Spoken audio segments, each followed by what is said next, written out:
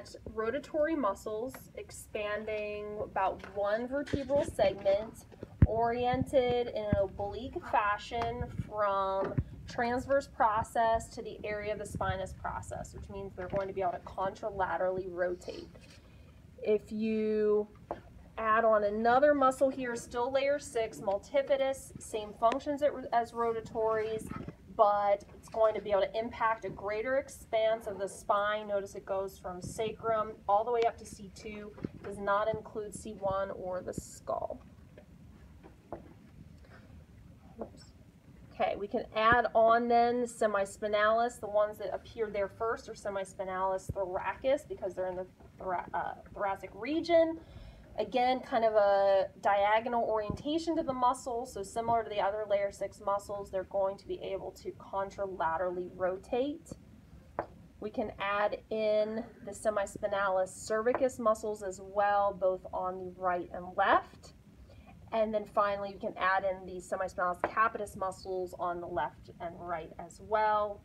Obviously, their unique function would be able to move the head.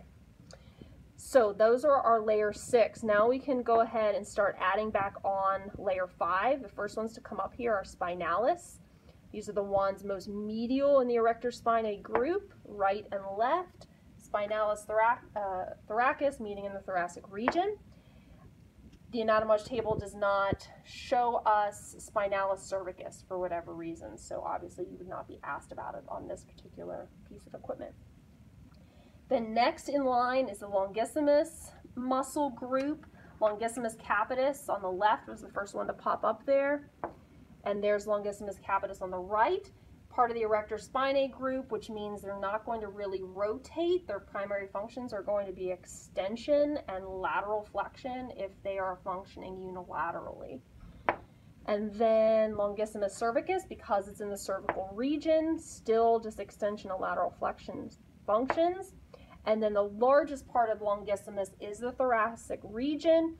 It does also expand down through the lumbar spine, but it's not separated out. It's just one muscle, so they just call it longissimus thoracus, both on right and left. Then finally we can get to our last set of erector spinae muscles, iliocostalis. The first one to pop up there is cervicus on the left. There's cervicus on the right, thoracus, and then finally lumborum on both the right and left. Erector spinae muscles therefore only extend and laterally flex the spine.